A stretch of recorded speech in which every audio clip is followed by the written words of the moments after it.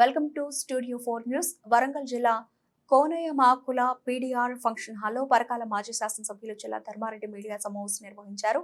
ఈ సందర్భంగా మాట్లాడుతూ వరంగల్, ఖమ్మం, నల్గొండ జిల్లా ఎమ్మెల్సీ ఎలక్షన్లలో గ్రాడ్యుయేట్స్ చూపు ఏనుగుల రాకేష్ రెడ్డి వైపు మొగ్గు చూపుతున్నట్లు తెలుస్తోంది అని సందర్భంగా తెలియజేశారు. ఒక సాధారణ రైతు కుటుంబంలో జన్మించి బిట్స్ పిల్లాలిలో ఉన్నత విద్యను అభ్యసించి ఇండస్ ఫౌండేషన్ ఆధ్వర్యంలో వరంగల్ జిల్లాలో ప్రతి మహాశివరాత్రి రోజు సామూహిక కార్యక్రమాలు నిర్వహిస్తూ ఆధ్యాత్మికతను నగరానికి అందిస్తూ నగరంలోని అనేక సమస్యలపై పోరాటాలు చేస్తూ ప్రతి సమస్యలపై అవగాహనతో ఎదిగిన తీరును పట్టభద్రులు గమనిస్తూ వస్తున్నారని అన్నారు. రాకేష్ రెడ్డి ఉన్నత విద్యను అభ్యసించిన వ్యక్తి, సమాజ సేవ చేసే లక్షణాలు కలిగిన వ్యక్తి అని కేసీఆర్ గమనించి అతనికి పట్టభద్రుల ఎమ్మెల్సీ ఎన్నికల్లో సీటు ఇచ్చారని ఈ సందర్భంగా తెలియజేశారు. ఏనుగుల రాకేష్ రెడ్డి సమాజ సేవ చేసే దృక్పథం గల ఒక వ్యక్తి, ప్రశ్నించే గొంతుకగా ఎదిగి నిరుద్యోగుల పక్షాన మాట్లాడే గొంతుకగా ఉంటారని గ్రాడ్యుయేట్స్ సమాలోచనలు చేస్తున్నట్టు తెలుస్తోందని అన్నారు.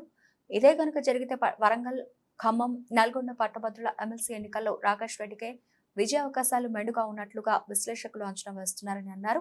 కాంగ్రెస్ ఎమ్మెల్సీ అభ్యర్థి చింతపండు నవీన్ తేన్మార్మలన్న ఇతను ఒక అవినీతి పరుడు, బ్లాక్ మెయిలింగ్, అక్రమ సంపాదన, రాజకీయాలంటే పడని వ్యక్తి, ముఖ్యమంత్రిని గౌరవించలేని వ్యక్తి.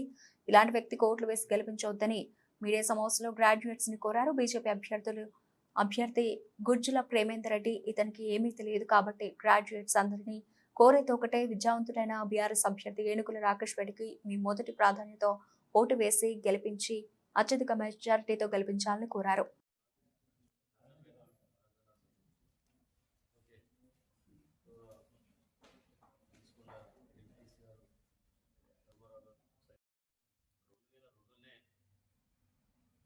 బిట్స్ పిలాన్లో సీట్ సంపాదించిన వ్యక్తి, మంచి ర్యాంకర్. బిట్స్ పిలాన్లో కూడా ఎంఎస్లో గోల్డ్ మెడలిస్ట్గా చేసి అమెరికాలో ఉన్నతమైనటువంటి పోస్ట్ చేసి ఒక 7 సంవత్సరాలు పనిచేసి రాజకీయాల్లో పాల్గొనాలి, ప్రజలకు ఏదో సేవ చేయాలని వచ్చినటువంటి దృఢ సంకల్పంతో వచ్చినటువంటి వ్యక్తి. సరే, పార్టీలు ఏదైనా ఆయన కొన్ని సిద్ధాంతాలను నమ్ముకొని వచ్చి ప్రజలకు సేవ చేయడం, స్వచ్ఛంద సంస్థల్లో పాల్గొనడం, యాక్టివ్గా యూత్ను మరి ఎంకరేజ్ చేసి ఉద్యోగాల విషయంలో కావచ్చు, ఇతరత్ర విషయంలో కావచ్చు చేయడం మూలన దాన్ని మన మాజీ ముఖ్యమంత్రి కేసీఆర్ గారు ఈ పిల్లవాడిని ట్విట్టర్లో కానీ ఫేస్బుక్లో కానీ స్టడీ చేసి చాలా యాక్టివ్గా ఉన్నాడు, ఈ పిల్లవాడిని మన పార్టీలో తీసుకోవాలని చెప్పి కేసీఆరే ఇతని పార్టీలో తీసుకోవడం జరిగింది. ఆయన ఎవరో చెప్పి ఏదో చేసింది కాదు, కేసీఆర్ గారే ఈయన యాక్టివిటీస్ను ఇవన్నీ చూసి ఇట్లాంటి వ్యక్తి మన పార్టీలో ఉండాలని చెప్పి 2023 ఎలక్షన్లో బాగానే పార్టీలో తీసుకోవడం జరిగింది. చేసినాక ఆయన యాక్టివిటీస్ను చూసి, ఆయన పద్ధతిని చూసి ఈరోజు ఒక పెద్దల సభలో, ఒక గౌరవమైనటువంటి మరి మేధావుల సభలో, అది కూడా ఓటు మినిమం డిగ్రీ పాస్ అయిన వాళ్ళతోటి ఓటు పడే దానికి ఈరోజు అతనికి అభ్యర్థిగా నిలబెట్టడం జరిగింది. ఈయనకు ప్రత్యర్థిగా మన కాంగ్రెస్ పార్టీ, అధికార పార్టీ ఒక గూండాను, ఒక రౌడీజం, ఒక బ్లాక్ మెయిలర్, ఒక రకంగా చెప్పాలంటే మహిళలను తలను మార్చి మార్పింగ్ చేసి బ్లాక్మెయిల్ చేసినటువంటి వ్యక్తి. మంచి మంచి మహిళలను మరి తలను మార్చి అసభ్యకరమైనటువంటి పోస్టులు చేసి బ్లాక్మెయిల్ చేసి తన భర్తకు కూడా చెప్పుకోలేనటువంటి పరిస్థితిలో బ్లాక్మెయిల్ చేసినటువంటి వ్యక్తి. అలాగే మంచి బిజినెస్ చేసుకొని ఏదో చిన్న చిన్న లొసుకులను వెతికి మరి బిజినెస్ మెన్లను కూడా బ్లాక్మెయిల్ చేసినటువంటి వ్యక్తి. అసలు పొలిటికల్ అంటేనే తప్పు, పొలిటికల్ అంటోళ్ళే దొంగలు, పొలిటికల్ చేసేటోళ్ళంతా ఏదో విధంగా వీళ్ళంతా అదే అని మాట్లాడిన ఇదే తీర్మార్మల్లన్న, ఇదే చింతపండు నవీన్ ఎమ్మెల్యేలు కానీ, ఎంపీలను కానీ, మంత్రులను కానీ, ముఖ్యమంత్రి గారిని కూడా గౌరవించలేనటువంటి దుర్మార్గుడు ఈ చింతపండు నవీన్.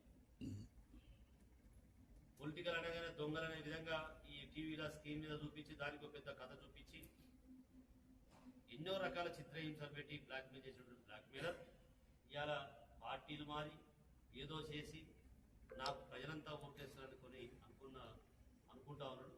అట్లాంటి వ్యక్తిని రేవంత్ రెడ్డి టికెట్ ఇచ్చిందంటే ఆయన గురించి, ఈయన గురించి ఆలోచించాల్సిన అవసరం కూడా ఉన్నది.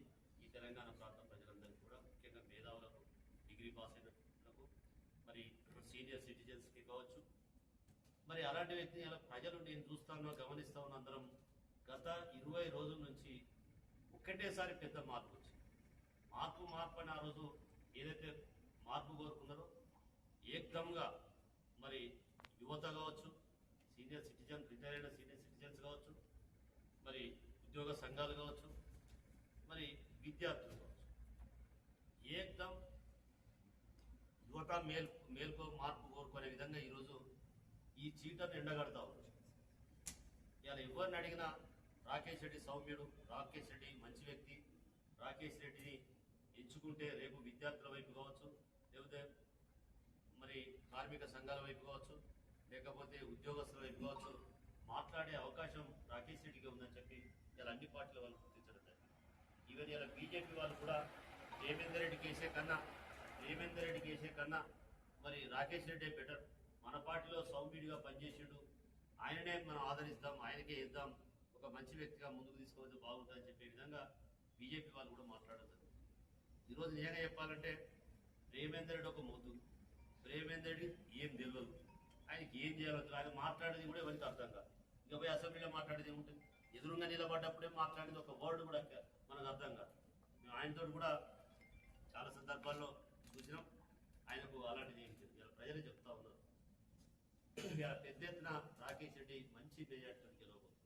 నాకు తెలిసి రెండో ఓటుతోటే పని లేకుండా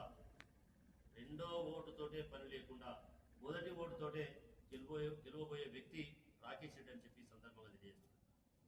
మరి అదేవిధంగా నేను వర్గాల ప్రజలకు కూడా నేను విజ్ఞప్తి చేస్తున్నాను, మేధావులకు కావచ్చు, మరి ఉద్యోగస్తులకు కావచ్చు, యువతకు కావచ్చు, నేను ఒకటే విజ్ఞప్తి చేస్తా ఉన్నాను. ఈరోజు మన నియోజకవర్గంలో 14,665 ఓట్లు ఉన్నాయి. 14,665 ఓట్లు ఉన్నాయి. అందరూ కూడా చాలా వరకు మెజార్టీ పీపుల్స్ మేము తప్పకుండా మా ఓటు హక్కును వినియోగించుకుంటాం, రాకేష్ రెడ్డిని గెలిపించుకుంటామనే సందర్భంలో మేము ప్రచారంలో భాగంగా అయితేనేమి, మేము క్లస్టర్ ఇన్ఛార్జ్గా పెట్టుకున్న వాళ్ళతో అయితేనేమి, వాళ్ళు విలేజ్ ఇన్ఛార్జ్గా పెట్టుకున్నటువంటి వ్యక్తులతోటి కానీ ఎక్కడి పోయినా రాకేష్ రెడ్డి చేస్తామని చెప్పి ఒక ప్రామిస్ కూడా చేయడం జరుగుతాం. నిజంగా ఆ మార్పును చూస్తూ ఉంటే ఈరోజు మా బీఆర్ఎస్ పార్టీకి ఏదైతే మళ్ళీ ఒక పూర్వవైభవం రాబోతూ ఉంది. ఇలా ఉమ్మడి మూడు జిల్లాలో ఒక మేధావులు, ఒక చదువుకున్న వాళ్ళు ఓట్లు వేయబోతున్నారంటే వారు మరి తెలుగు వాళ్ళై ఎవరైతే బాగుంటుంది, ఏమైతే కోల్పోయినా కానీ మళ్ళా మరి పొందాలనే ఉద్దేశంగా రాకేష్ రెడ్డికి ఏమవుతున్నారు. వాస్తవంగా నేను అందరూ కూడా విజ్ఞప్తి చేస్తా ఉన్నా, మరి మేధావులందరూ కూడా విజ్ఞప్తి చేస్తా ఉన్నా, రాకేష్ రెడ్డిని మంచి మెజార్టీని గెలిపించాలి.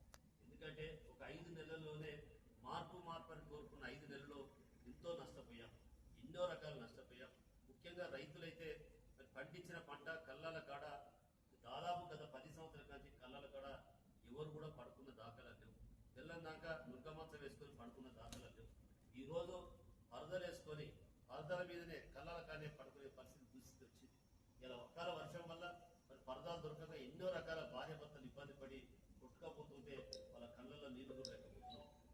మేము పంట పొలాల కాడికి పోయి కాంటాలు పెట్టుకొని మరి కాంటాలు అయిన వెంటనే 10-15 రోజులు అకౌంట్లో డబ్బులు వేసాం. ఆ దుస్థితి, ఆ పరిస్థితి ఈరోజు లేదు. కాంగ్రెస్ ప్రభుత్వం రైతు అంటేనే నిర్లక్ష్యం, కాంగ్రెస్ ప్రభుత్వానికి విద్యార్థులంటే నిర్లక్ష్యం, కాంగ్రెస్ ప్రభుత్వానికి మహిళలంటే నిర్లక్ష్యం, మరి పేద ప్రజలంటే ముఖ్యంగా నిర్లక్ష్యం. ఈరోజు మహిళలకు ఇస్తాన్న 2500 పూసేలేదు. ఈరోజు బస్సు